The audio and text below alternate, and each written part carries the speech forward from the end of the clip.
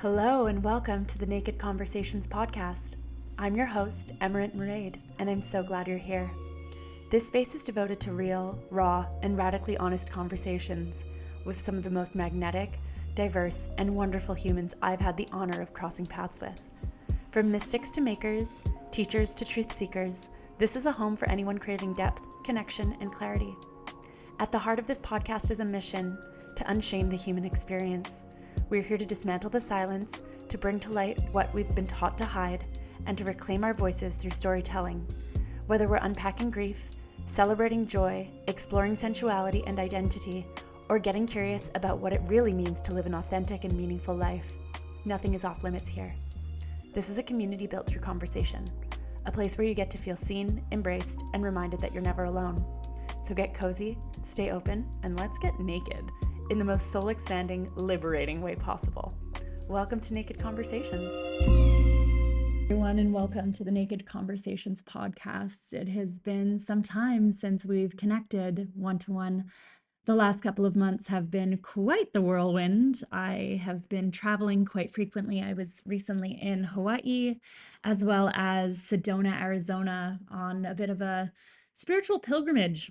I recently purchased a 1979 Sunshine Yellow Bowler, and I took it down to the southern United States for a bit of a reset, a bit of a break. I've been feeling as though this is very much a threshold moment for myself, and it's been a time of a lot of culmination of the lessons that I've been learning over the course of the last 15 years, and felt very much like a needed reset to be in a space with such immense beauty and incredible mineral consciousness. Sedona, Arizona has rocks that are over 400 million years old, and it's a very sacred place for a variety of different Indigenous folks. So I'm sure that you can see some of this kind of grounded wisdom coming through in the conversation as Kyra and I caught up. And we discussed a lot of very deep themes around healing. Kyra is a human who is navigating her own journey just like everyone else. And her mission is to support people in nourishing their nervous system so that they can expand their capacity and express more fully and step into their fullest potential by coming home to who they've always been. And her hope is that people can fall more in love with themselves along the way. Her passion lies in holding space and creating experiences that make people feel alive and truly loved. And she loves nature, animals, dancing, connecting with others through good food, beach dates, traveling, sunsets, and so much more. Over the course of this conversation, we dive into manifestation, the unseen, truly meeting the depths of our pain and our feelings of unmet needs in our lives. And I feel really grateful to have had this very vulnerable and open conversation with Kyra. And I really hope that you enjoy hearing some of her story and some of her wisdom as we connect. Hope you enjoy. I think something I've learned in my journey over the last few years is that to alchemize it, I need to go to the depths of it. Like, that's my journey. That's my path. That's who I am. Go to the deepest depths of the grief, of the anger, of the heartbreak. And that is how I transmute it. That is how I alchemize it. And it's so heavy, it's so hard, and it's also, but there's so much duality in it, you know? Something I say to people a lot is, you do not get to have a life of big joy and big love without meeting its counterparts, which is big grief and big fear. You know what I mean? Like, you want to live a big life, it's big everything. And so that's where, like, for me, nervous system regulation has played such a big role. It's like expanding that capacity to hold more, to hold that big, not just to like meet it, but to hold it. Yeah. I'm wondering if Yeah, I'm not sure how you structure these calls or how you start them, but well, I mean, I think it's just really beautiful to have kind of an organic conversation here, you know, and yeah. yeah, I mean, you speak to that, and I just got off of a podcast that I recorded the other day with a friend of mine who literally said the exact same thing. So we need to meet that grief at its most Crazy. root and base level Yeah.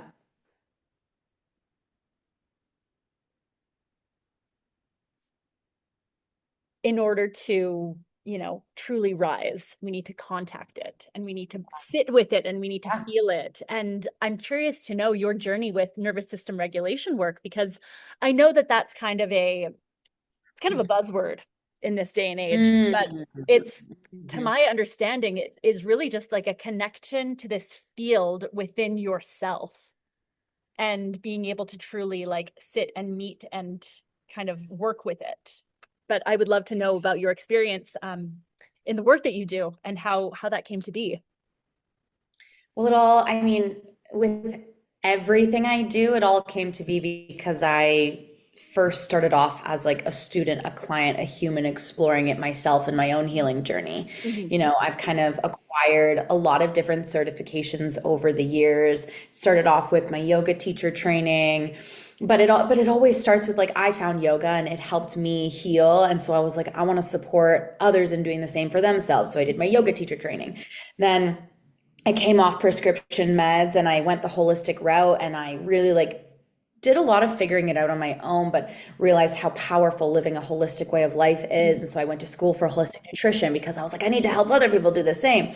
And so it just continued to evolve. I ended up getting my Reiki level 1 and 2 certification, Pilates, because of a back injury that I was navigating. And I realized Pilates was like so supportive for recovery. Like everything that I'm now certified in and help other people in is because those practices helped me. Like, I Mhm. do truly believe I am the embodiment of my work, because it's not like I'm like, oh, that looks and sounds cool and like it works. It's like, no, like I've done it, I've lived it, I've walked the path, kind of like you said before we started recording, or I don't know when you said it, but you said it at some point of like forging the path, of being the one to like pave that path that others can then follow. Mm. And you know what?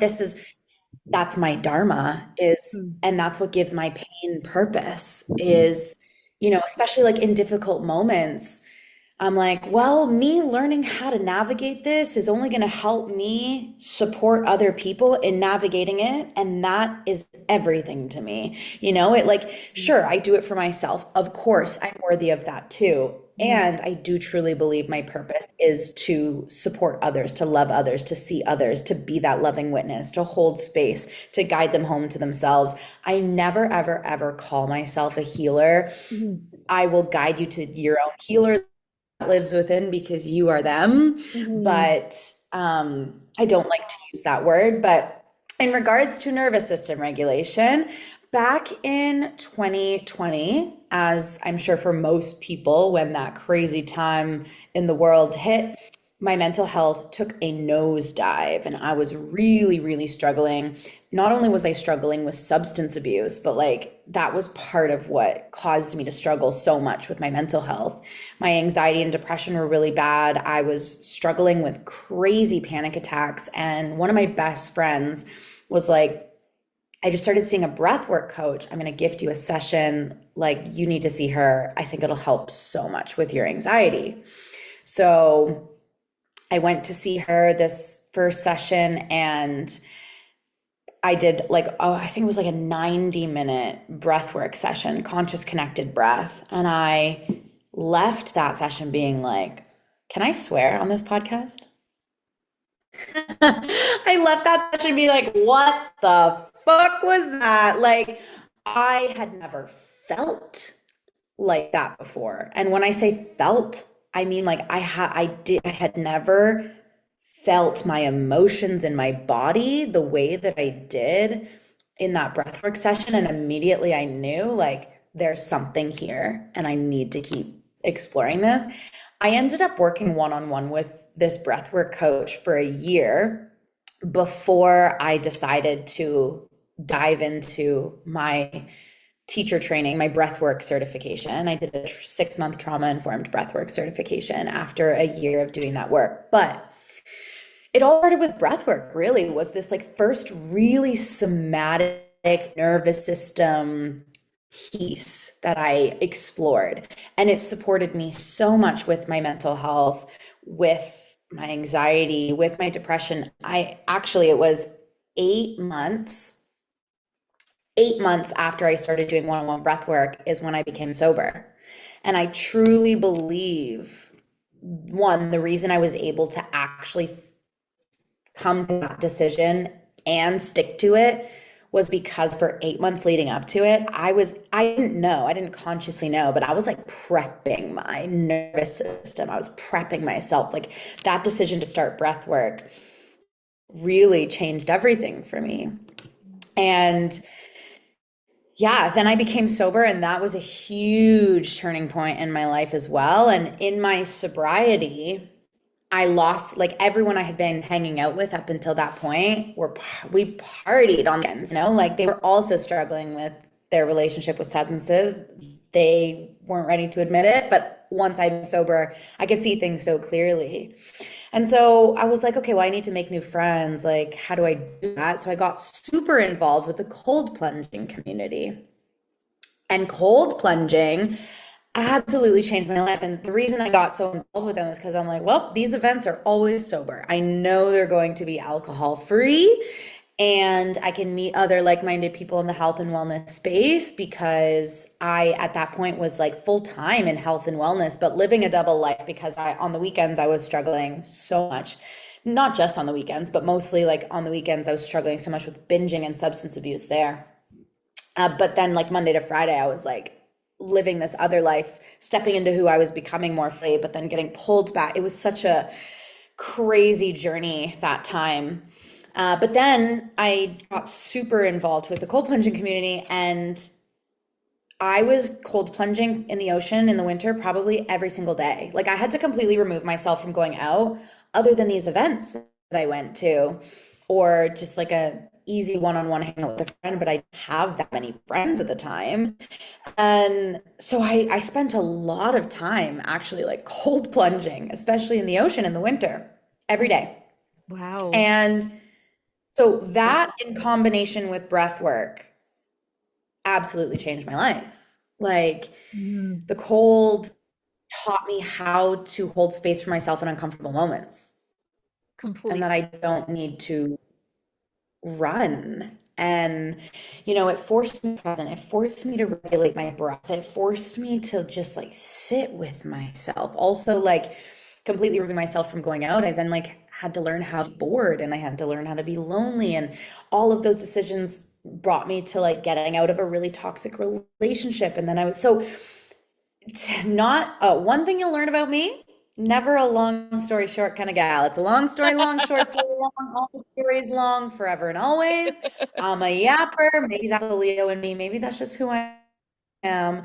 But to answer your question, that's where my relationship with nervous system regulation kind of began and how it unfolded. Mm, And as you know, with these journeys, like they snowball. Like, absolutely. They sometimes I have to sure look do. and be like, and I look at myself where I am now and I'm like, how the hell did we get here? Oh my gosh. Yeah.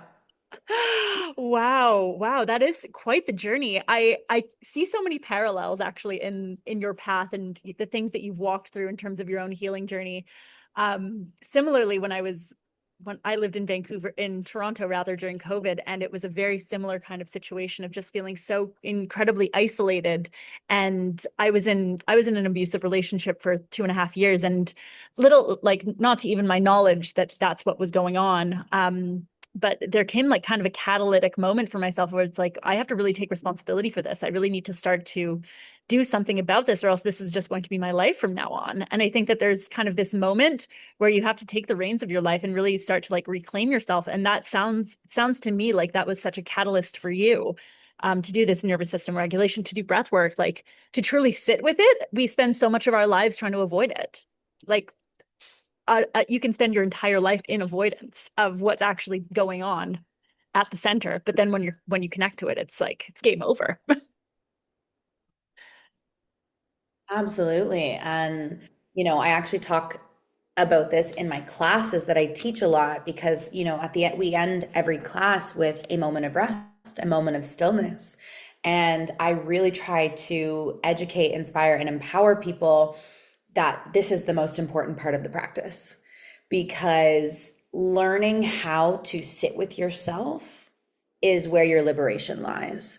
Learning how to be with yourself and every part of you that you just brought to life through movement, through breath, through whatever it is your power, Complete. because you no longer, it gives you spaciousness. Mhm. Yeah, it gives you spaciousness to respond instead of react, to choose how you're going to show up, Mm. to meet yourself with more compassion, to love yourself back into the light. Because you can't hate yourself into loving yourself. If that would have worked, it would have worked by now.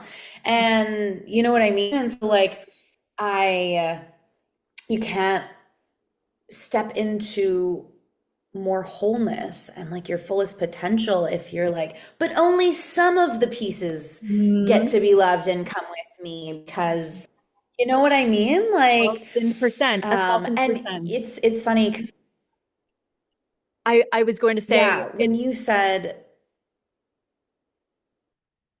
I was going to say sorry, I think there's a delay. there might be a delay here. um, I was going to say There's a delay. that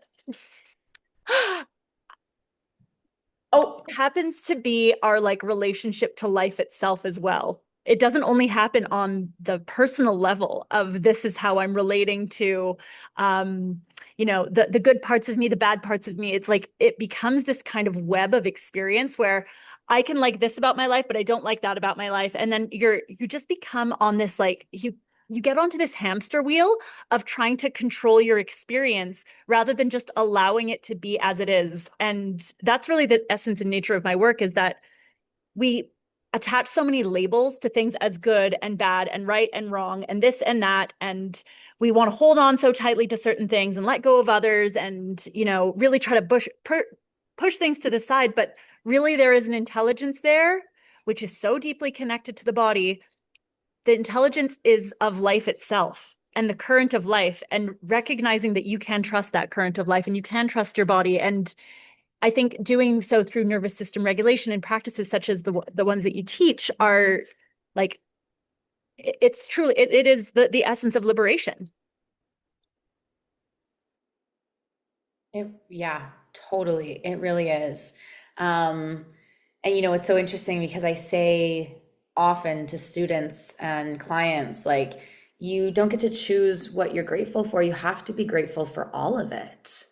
You can't be grateful for only the good things. Like, you have to be grateful for the challenges too. Like, we can't have one without the other. Life is duality, and it's about learning how to pendulate between the two, expanding your capacity to hold space for both. I'm actually, for the last, well, 7 months, I've been working with Candace, who is, to the listeners, if you don't know, an erotic embodiment coach, and learning how to meet grief with pleasure, learning how to make love to your jealousy, learning how, you know what I mean? Is like, it's one, euphoric, and life gets to be like ecstasy. It can be. And two, like, it really is the root of all of it. Like, it doesn't have to be one or the other. It's not black or white. It's not one path or the other. It's like all of it simultaneously all the time. You know what I mean? And um, yeah, It's ultimately a relationship. It's a relational field, and it's you in the center of that relationship deciding how you want to relate to all of those parts of yourself. It's it's big work. It's big work. it's big work. And that's just it. Like, whenever I tell people, like, and speak about this of letting go, like, let's reframe that of, we're not actually letting go of getting, like, letting go, I think a lot of people think is like getting rid of, releasing. It's like, actually, Totally. no, let's integrate our different parts. Let's heal our relationship to those parts and alchemize it into something else, but it will forever be a part of you. You're not getting rid of it, and you don't want to get rid of it. We want to learn to love it.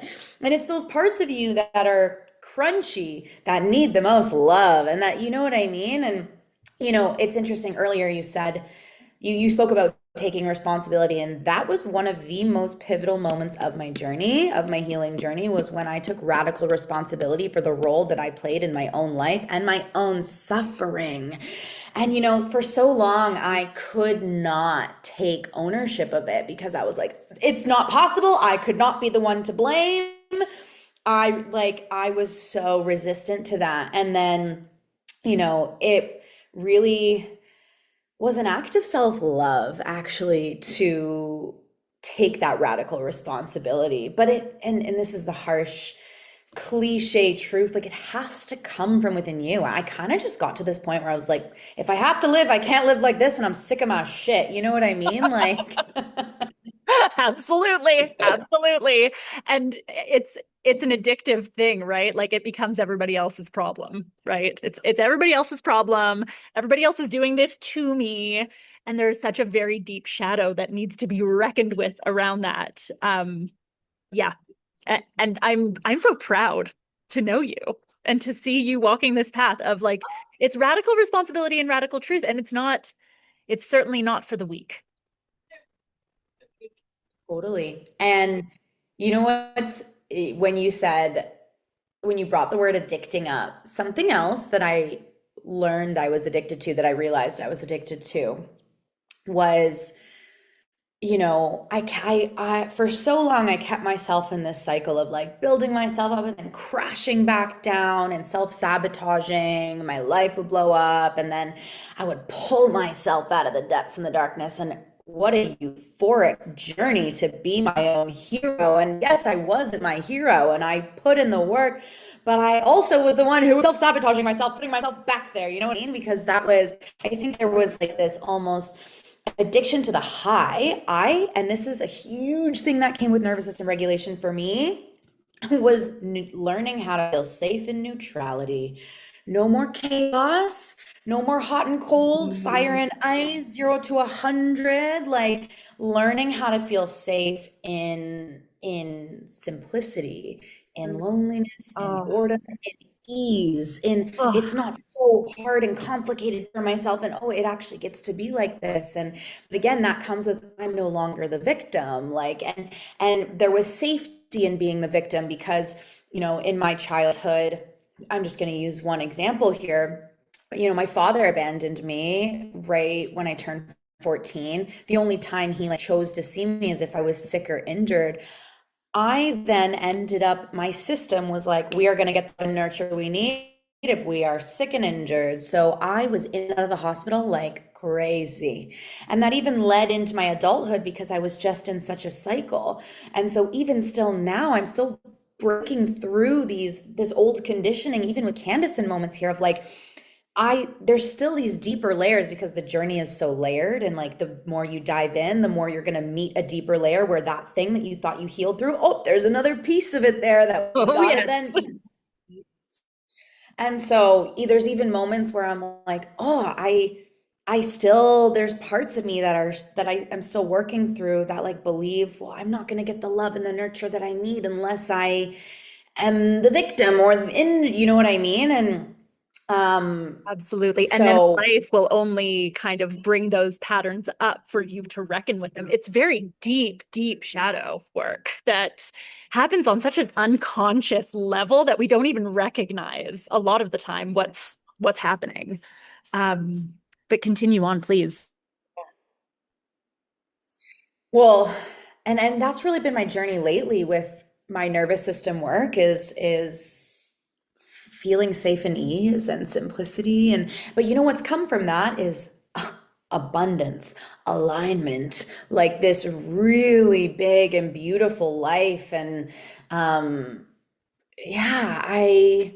just feel so grateful that I now get to also support people in this work, and I do so in multiple different ways, in multiple different modalities, and even just like the people that I'm meeting now, like you and Candace and so many, I don't know, I'm just in awe of the journey, in awe of this life. And I just feel so grateful sometimes that my soul chose the path that it did, because there was a time in my life where I was addicted to drugs and I was having sex for drugs with random people. And there was a time where I thought I was either not going to make it to 25 or I was just going to end up working the street corner, which like, I no shame on that either, but I thought that was my journey for a while. Like I didn't have a home. I was surviving and could not have predicted this is where I would end up. Sober, making 5-figure months, building my dream life and business, in this space that I'm in now. And I'm honestly like the best I've ever been. Like I feel so amazing in this season of my life. It's crazy to reflect on, and to talk about, because it's not like I forget, but it just feels like another lifetime ago, but also at the same time yesterday, which is that duality that lives within life. Completely. Thank you so much for sharing that. And I think you spoke to something that is so incredibly like potent and important. There were a lot of threads that I can pick up from what you just said, but what you spoke to around the feeling safe in neutrality. And I am currently walking that path of feeling all right with with me not having to be in the driver's seat, of pulling myself out of the depths and the sadness and like standing in my power. And it's like, oh, wait a second, that's a trauma response in and of itself of guiding your life in that way. Right? Like it becomes Totally. it's so layered. And I can also very deeply relate to this, to what you'd mentioned around like being in such deep survival and like not recognizing the ways in which like we're doing that to ourselves. Like it's so crunchy. I can even say in my exotic dancing journey, as beautiful and empowering and like reclaiming it was, I know when I started that, I was doing that from a very fuck you perspective and a very, I'm going to do this because because you hurt me and because I need this validation and na na na na na. And it's so beautiful because it really did evolve over the 3 years that I was dancing, because I realized to myself like, oh, that was a role. That was a mask that I was wearing for myself. And that was a mask that I was wearing for others constantly of like, I'm going to perform and I'm going to do this and you're going to love me and whatever it is. But then ultimately there is a deeper truth that is underlying it all. And it was always you in that role that made the difference in the end. It wasn't the masks that you were wearing. It was you in that role every single time. There was something that was a deeper essence of who you are. And it seems to me like that's what's leading your life right now, which is so juicy and beautiful. Totally. And I think, and even in hearing you share and in some of the things I just reflected on within my own journey, a huge piece of it is self-worth. Self-worth is such a foundational piece of the journey and literally impacts everything we do. How we live, how we love, the people we let into our lives, the opportunities we allow ourselves to receive, even allowing ourselves to receive, period. We're not born not believing we're worthy, not trusting ourselves, not believing we're capable, not feeling abundant. Like all of that is taught to us through this conditioning from our past. And while a lot of these things, that might have created that conditioning were not our fault, as adults, it is our responsibility to step into that role of creator more powerfully and peel back the layers. And I've had this conversation with some people about how, and it depends on what your belief system is. Like, do you believe that we've lived many lives before this? And, and some people, depending on what life they're on, some people were meant to come into this life to dive in deep and peel back the layers and break the cycles. And it's this journey. And some people did that in their last life. And this life, they're here to kind of coast a bit. You know what I mean? And so, life. yes, exactly. I am not in a rest life, I'll tell you that. But there are moments of rest within it. Oh boy. There was one point where I was like, I've had enough, like enough with the fucking lessons. Like, give me a goddamn break here. Anyhow. Yeah. Well, actually, it's funny you say that because something I've learned through my journey with nervous system work, and also I just want to make this point to to anyone who is listening in case they don't know this, like a healthy nervous system does not mean you are never in fight or flight. It does not mean that you are, you don't get emotional or you don't react. Like a healthy nervous system, a regulated nervous system means that you like have this capacity to be angry, to express it in a healthy way, to be triggered and to actually lean into the trigger instead of cope in an unhealthy way, because you know that the pathway to healing that trigger is through it, not by avoiding it. It's like allowing yourself to not just be happy and joyful all the time, although we do have to teach ourselves how to welcome the joy back in. We have to give our nervous system new experiences too, of like learning how to be in pleasure and joy. And that's uncomfortable too, right? Like Totally. familiarity is what our nervous system equates with safety. And so just because something is uncomfortable doesn't mean it's not good for you or something you should explore. It just might mean you don't have the capacity yet. It's not that you're not capable. It takes time to explore something new and to find more familiarity within it. And the more practice you step into, the more ease you find within the practice. Doesn't mean it will ever be easy. That's a completely different thing. Maybe no. You know what I mean? And now I've gone on a complete tangent and I forgot what I was going to say originally. That's okay. I'm trying to remember what you just said. What I'm picking up on is I maybe I can just kind of lead us back to something that you spoke to.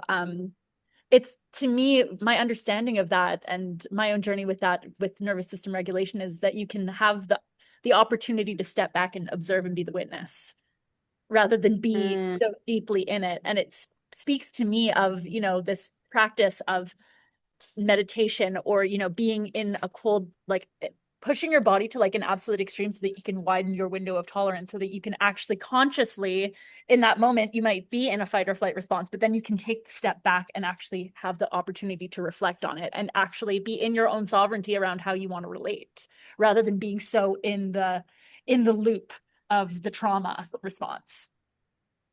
Yes, yes. And I remember my original thought again, because what I was going to say, something that I've learned in my nervous system work, both as a, student human navigating my own, but also a practitioner, is if you are caught up in this rush, in this urgency of this, false sense of control, of this gripping on of survival, you're like in that chronic fight or flight, the universe is going to be like, she's not ready. I always say the quickest way to get there is slowly. And if there's something that nervous system work has done for me, it's like taught me how to be slow. It's taught me how to slow down, to surrender, to soften, to let things flow, to like not need to know, to not try to figure it out, to like float around in the unknown and the uncomfortable.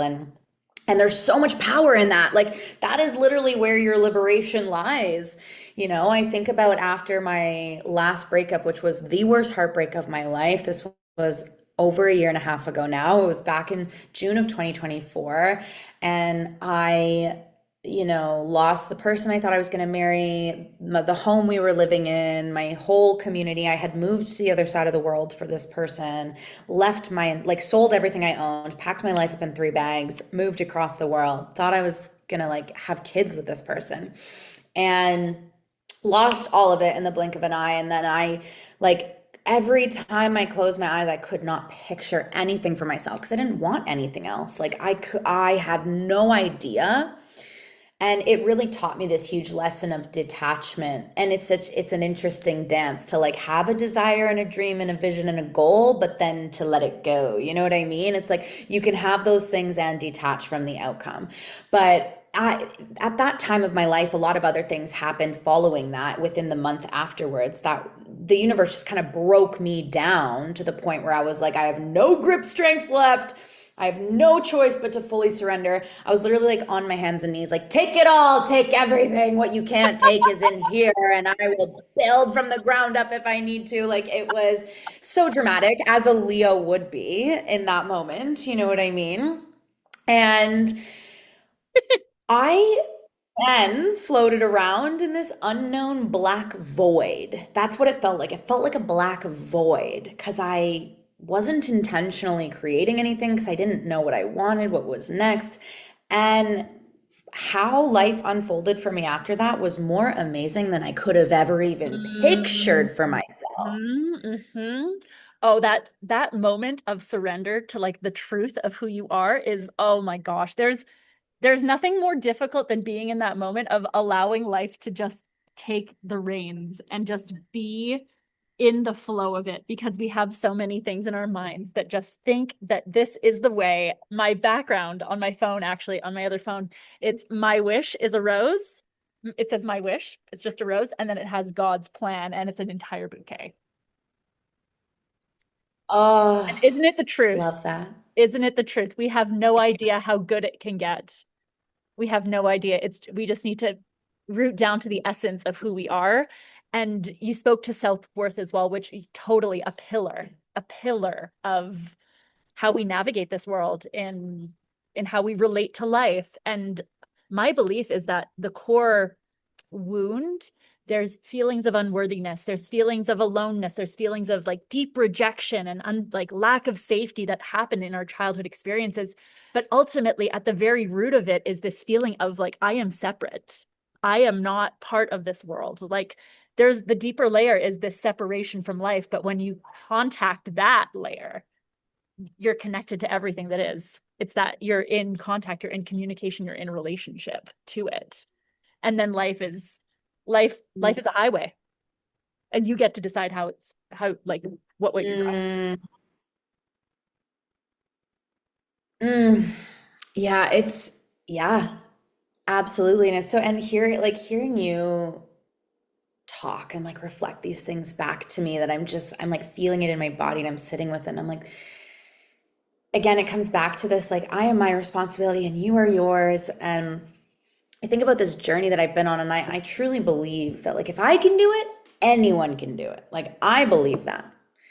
And, um, yeah, I don't know. It's tough because now being where I am, know what it's like to be stuck in those cycles. I'm sorry, I'm just trying to figure out how to say this because I am a very empathetic person, but now being where I am, sometimes I have a really hard time. And just like full honesty and like in my humanness where I'm at with my journey, sometimes I have a really hard time holding space for people who are choosing to keep themselves stuck, in cycles. Like, even though like I have so much love, and I want to, like, my purpose is to support others, but sometimes I have a really hard time with, like, when you're in a conversation with someone and it's just anything they say is negative, and maybe it triggers me so much and I have such a hard time with it because that used to be me, Yeah, sounds always going back to victimhood. And I like see myself in them and I'm like, dude, you just gotta break out of this because you can, if I can do it, you can do it. And I think it's also like, and I went to hell and back to do that for myself. Why are you not to do it for yourself? Like, come on. Like, you know what I mean? Um, and it's so interesting how the people that I work with as a practitioner has evolved as I've evolved, Like, the people that I used to work with years ago are so different than the people that I work with now. And a lot to do with, like, my own journey too. And I'm sure you can reflect to this as a practitioner, that your clients shift as they almost like mirror what you just went through and like alchemized. You do you know what I mean? absolutely.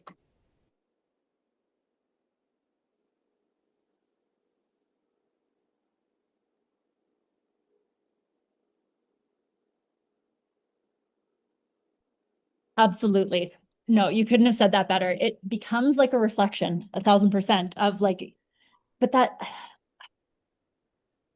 I definitely found that in working in like as a dancer. Like the people who would come into my field were completely different than the people that were coming into my field when I hadn't met those layers of myself. And I can see Mm, in even in like you see it in work, you see it in the relationships that you have within your life, in your friendships, you see it in the community that you keep. It's it's so holistic. Um, mm, it doesn't only impact just one layer of your life. It impacts everything. It impacts your relationship to yourself, your relationship to abundance. I just find it so fascinating. And I can see it even in the work that I do now, like in liberation coaching. It's like, oh, this person is coming into my field. What is it that they are reflecting to me about what I need to learn about myself and my shadows, etc. And I can definitely relate to what you just said around like holding a space for someone and like having this empathy for them, like an unconditional, like Cancer risings, like so, like unconditional, like motherly, nurturing, like almost yeah. overwhelming sense of like, I have you, like, let's just be cozy together and like know that we all come from a womb and we all just want to go back there. Mm, But I can definitely relate to that fact of like, oh, I'm seeing this in a person and I don't, oh, no, mm. like hard to describe and put into words, but I Yeah, completely see where you're coming from in that. It's like, oh, I like, what do you mean that's not like how you like your sense of self-worth is? Like, don't you realize like it is your life? Like, this is literally your life and how you are choosing to live it. But yeah, what I've understood from that is that people are at the awareness that they're at, yeah. and they have to go through their own journey to recognize and rise up. And it's And not it's so your responsibility to yeah, like it's not ultimately your responsibility. And that's a hard thing to even take accountability for. I know. I know. And I think it's because like I relate to what you said earlier about how um like one of the reasons why I do this work is because I never want anyone to feel alone, unloved. I want people to have a loving witness because even just having a loving witness, throw the nervous system work aside, even just to have someone where you can like fully in your most raw human authentic expression just scream, shout, cry, be ugly, be rude, be and have a loving witness and then be like, yeah, that is okay. You can say that. You can feel that, like to this permission, this and someone to like no judgment, just love, this loving witness. Even that alone is so powerful. Like one of the reasons why I love working with Candace is because I can hop on those calls and I can be like, "Rah!" Like just buck wild, And it's like one thing to do that on your own. It's also living in a city, like where am I going to go and do that? You know what I mean? Like there's people everywhere. You feel I have contained. some spots. I have some spots, babe. Don't you worry. I'll Yeah, send them over well, to actually, it's so funny. One time, one time I was in a call with Candace and we were talking. I was like, sometimes I just want to scream. She's like, then scream. And I'm like, on the street. She's like, other people do it. I'm like, yeah, but they're on drugs. She's like, so? Totally. Oh my gosh. Yeah. There's this Yeah. in a sense of like unshaming yourself and unshaming like what we do in public spaces too, which I think is really interesting. I've just started dancing in the streets here in Sedona. Like I don't care anymore. I really don't give a fuck. And if people want to Yeah. vibe, they'll vibe. You know what? It's so interesting. Like as a human, we all have this desire to be seen, to be heard, to be held, to be loved. And we all have a fear of being seen, Completely. which is Completely. it's so interesting. I actually learned that lesson myself when I was in my breathwork training. We did this at one point, this breakout room where we were just like witnessing each other. Like we took turns sitting there and one person would hold the space and witness and like lock in, and the other person would be held and be witnessed. And in that moment, I realized, oh my God, my whole life I felt invisible and I just wanted people to see me. I just wanted to be seen. I just wanted to be accepted and loved and felt like I belonged. But in that moment, I realized I was so terrified of actually being seen that I was blocking it from myself. This thing I said I wanted, how I was showing up was incongruent with the thing that I said I wanted. And I didn't even realize it. And so we came out of the breakout rooms, and there's 150 people in my training. Okay. We come Wow. out of the breakout rooms. Yeah. And we're on the big screen. And after these breakout rooms, they always let like two people share. And I had not shared anything up until this point, and I realized in that moment because I was scared to be seen, probably why. So I raise my hand and I'm the first person to share. And I share this realization, which was really scary for me because it was being seen in front of a lot of people, sharing this fear of being seen. And my mentor, Samantha Kelly, who ran the training, I don't know if you know her, she owns Pause Breathwork, but she's actually from Vancouver. She lives in, I think, San Diego now, but besides the point, she was like, great. So I'm going to make Kyra big. I'm going to pin her video, and we're all going to witness her. We're all going to hold her. We're all going to send her our love, and we're just going to see her. And I was like, no, don't do that. She did that. Mm. I immediately started bawling. It was like so intense.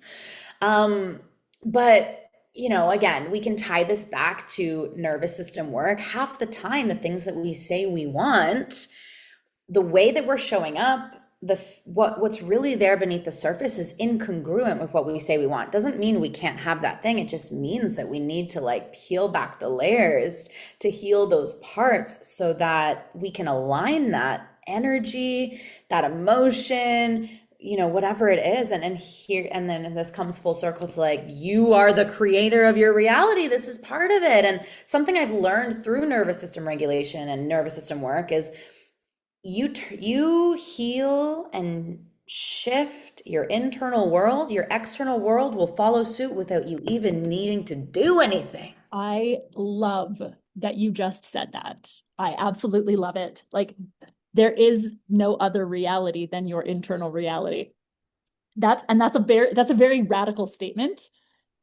I know you understand it, but that's Mhm. the essence of what I'm coming to at this moment. It's like we are ultimately like everything that we're experiencing inside, everything that we don't want to see, everything that we're afraid of, or that we have kind of a dualistic kind of understanding of. If we're not able to fully meet it and fully meet it with truth, external will never. It Yeah. can never. It can never, because there is one congruent truth, and it's in the meeting of it that we expand our reality. Yeah. Very meta, but I know you understand.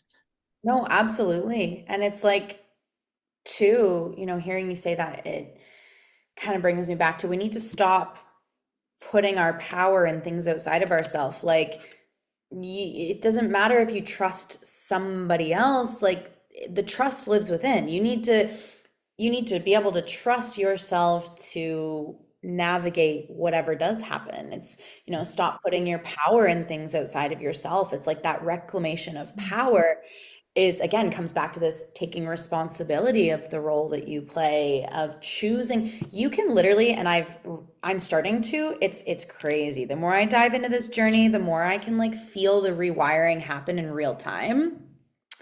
But like in December, I made a declaration for myself, and my whole life changed. And sometimes it is as simple as you just have to decide. You just have to decide. And the duality is it's like, it's that simple and it's not easy. Like you make that decision, but then you have to choose to continue making the decision. You have to choose to practice. You have to choose to meet yourself. You have to choose to like, and I say this a lot, your power lies within your choice. It really does. So many, and I'm sure you experience this as a liberation coach. Absolutely. Absolutely. Everything. I just made a reel about this. Everything can be taken from a person except for their opportunity to choose their own way in any given circumstance. Mm, Every single thing can be taken from you. But that's your ultimate sovereignty is your power to choose. yeah. It's your free will. And decide, like make that declaration to yourself. And easy, easy in the moment, but the most difficult thing to be in that practice daily, to Yeah. affirm it to yourself that this is the reality that I want to live in, and I'm going Yes. to make it so. I'm going to align myself to make it so. And I think it's an interesting conversation because there are obviously like systems of oppression and injustice that have deeply, deeply disenfranchised people. And that lives so deeply, I think, within our lineage, within our bones, within our womb space, within the collective consciousness. And I think that so many people are kind of in this relationship to that, in which they're starting to reclaim their power and reclaim their sovereignty and reclaim their voice, reclaim their dance. And I say dance in like in a meta term, but like like the way in which they want to relate to the rhythm of the universe, like the dance that they are currently living in their lives. Dance itself is that too, I feel. Yeah. No, totally. Movement, Um, somatic, I mean, you know. yeah, yeah. And yeah, somatic work has just is, and I posted a reel about this recently. Somatic work is the missing piece. Like you can't just do somatic work. You also need mindset work. Like you also need that too. That's a piece of it. There are multiple different pieces, but I think, and this is where like nervous system work can come into play as well, and how it can support you. And the more you can expand your capacity, the more you can adapt to change and be flexible and fluid and kind of like you said, dance with life. You're dancing with life, and sometimes it's going to be up and sometimes it's going to be down and unexpected, and then there'll be like this random beat drop that you really freaking vibe with, and it kind of, especially the ones that come out of nowhere, are always the best ones, the when you're not expecting it. And so learning how to dance with life, and the more, and I said this already, but the more you practice something, the more ease you find within it. And I think one of the reasons why people don't have a hard time committing to like consistency to their choices, to their decisions, to their declarations, to this life they want to create, is because it takes time. It's not like a quick fix. It is, I like to use the hair analogy though. So like you look at yourself in the mirror every single day, and you don't notice your hair growing millimeter by millimeter until all of a sudden, we've all experienced it. One day you look in the mirror, you're like, oh my God, my hair is so long, I need a haircut. And that's this work, like you keep putting it in and you're like, is this doing anything? It's until all of a sudden one day you're like, whoa, I feel differently. Whoa, this happened. Whoa, this is different. But you gotta like hold the vision, trust the process. You know what I mean? Oh, Kyra, I love that analogy. That is so interesting that you say that. Um, this so last year to kind of wrap it up here, but last year I shaved my head, and this is about a year and a little bit of regrowth. And it's so fascinating because it very much has been, are you going to walk your talk? Are you going to choose the path that you want to lead? Because I know how to unconditionally love, but do I know how to discern? That's the lesson in this lifetime. Learning how to actually take step by step, go slowly and intentionally with every move that I make. Mm. Wow. Wow. What a beautiful reflection, and like so incredibly true. Well, and the truth is, the time is going to pass anyway. Amen. The time is going to pass anyway. So, how do you want to spend that time? Maybe it takes you, like, I'll give an example. It took me 6 years to reach my goal of hitting my first 10K month. But imagine I gave up after year 5. But the time passed anyways, and I got there, and now I'm living this dream life. You know what I mean? Like, the time is gonna pass anyway. What are you choosing for yourself? Oh, oof. Beautiful. Beautiful. Yeah, you choose the life that you want to live. Yeah, and not every day is going to. It is like a dance, because some days you feel like you take 2 steps forward, then 5 steps back, then you're in place, then you're over here, then you're over there. Like, and it's not this upward hill that you're No. climbing But either. And this is but where, the again, trajectory can be like trending upward. yeah, It's a it trend can. upwards when you're deciding that for Is it yourself. upwards or is it like outwards? Like it's this expansion, and this expand and this is where like breath comes into play, because you can't have expansion without contraction, right? And so I think like exhale, Mm. inhale, we get bigger, exhale, we contract. Inhale, we get bigger again. Okay, we get bigger again. And like at any point you can be like, imagine that's a circle, and at any point you can be somewhere else in the circle. Um, and you can learn how to walk that path and dance that dance with more ease, with more alignment, with more joy when your nervous system is strong and healthy, because it gives you this capacity, this spaciousness. It quite literally expands your window of tolerance to be able to hold more, to explore more, to experiment more, to lean into something new, to try again, to make that decision time and time again, to choose with intention. Oh my gosh, I love it so much. Kyra, thank you so much for joining. I am going to be linking all of your information at the bottom of the show notes so people can find you. I'm curious if you have any upcoming offerings or anything like that. Well, I currently have a 31-day nervous system nourishment challenge, which is a beautiful place to start. All of the practices are bite-sized, very digestible, anywhere from 3 to 10 minutes. And if you're not sure where to start, it's a beautiful place to start. I also have a monthly membership where each month we dive into different themes and we use somatic tools. And there's like a whole video library. There's other videos in there as well, but each month there is a theme that we specifically dive into with somatic practices to explore and expand within. And, my huge thing is express, expand, and evolve. And that's how we do it. That's how we go. I am currently in the process of creating a very exciting signature offer that's going to come out later this year. We're not quite there yet, but feel free to follow along on my journey and stay tuned. I do work one-on-one with clients as well, doing somatic work and nervous system work to help them heal and expand and grow. And I also, like, a big part of what I do, I've learned, is I teach people how to feel their feelings with their body, not analyze it with their mind. It's like feeling it and expressing the body rather than the mind. So wow. Powerful one. But thanks so much for having me on. What a treat to connect with you. What a powerful conversation. I could talk about this stuff for hours and hours and hours. So it's just a joy to connect with other people who are on such a similar wavelength, and it's very empowering, very inspiring. Wow. Thank you. Thank you so much. And thank you so much for sharing your story and your offerings and your gifts and your medicine with the world. And I'll be seeing you shortly. Yeah, we'll connect soon. In circle. Thank you for being here and for letting this naked conversation move you.